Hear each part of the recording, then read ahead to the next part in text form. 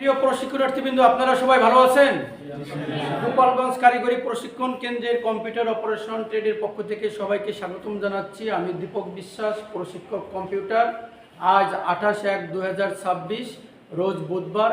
আজকে আমাদের রেগুলার ব্যাচের প্র্যাকটিক্যালের বিষয় হচ্ছে এমএস ওয়ার্ড প্রোগ্রামে কিভাবে ফাইল পাথ করব হেডার অ্যান্ড ফুটারে। অর্থাৎ হেডার অ্যান্ড ফুটারে গিয়ে আমি কিভাবে ফাইল পাথ করব এবং পেজ নাম্বার দেব। ঠিক আছে, আমরা এখন প্র্যাকটিক্যালে এটা কিভাবে করতে হয় আমি দেখাবো সবাইকে।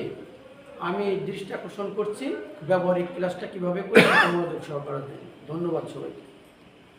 প্রিয় প্রশিক্ষণার্থীবৃন্দ, আজ আমরা দেখব কিভাবে ফাইল পাথ হেডার এবং ফুটারে ব্যবহার করা হয়। প্রথমে আমি যাব ইনসার্ট ট্যাবে ক্লিক করে তারপরে যাব আমি হেডারে গিয়ে এডিট হেডারে গিয়ে এখানে পেজটাকে আমি আগে সেভ করে নেব। কোথায় সেভ আছে, ফাইলে গিয়ে সেভ, ব্রাউজ। আমি যে কোনো জায়গায় আমি এটাকে সেভ করতে পারবো। আজকে ডেটা আমি এটা সেভ করবো 28/1/2026। এবার আমি ইনসার্টে গিয়ে হেডারে ক্লিক করে এডিট হেডারে ক্লিক করে আমি এখানে প্রথমে ডকুমেন্ট অ্যান্ড ইনফো এখানে ক্লিক করে ফাইল পাথ। তাহলে আমার ফাইল পাথটা কোথায় সেভ হচ্ছে? আমার এফ ড্রাইভে 28/1 এটা সেভ হয়ে আছে।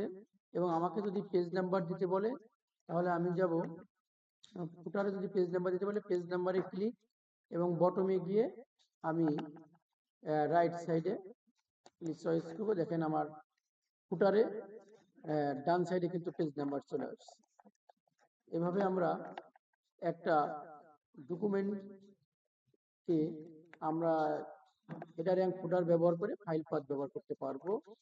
এখন আমি ডাবল ক্লিক করব। ডাবল ক্লিক করলে আমি যদি এন্টার প্রেস করি, দেখেন প্রত্যেকটা পেজেই কিন্তু সেই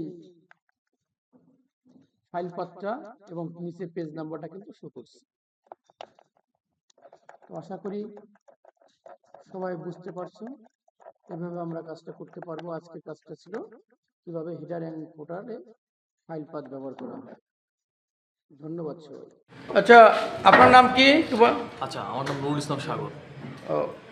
তো আজকে যে বিষয়ের পর প্র্যাকটিক্যাল ক্লাস দেখানো হলো, কি বিষয়ের পর? আচ্ছা, আজকে হলো হেডার ফুটারে ফাইল পেতের ব্যবহার। তো প্রশিক্ষণটা কেমন হয়েছে, আপনি কি পারবেন? হ্যাঁ জি, ইনশাল্লাহ পারবো, অনেক ভালো হয়েছে।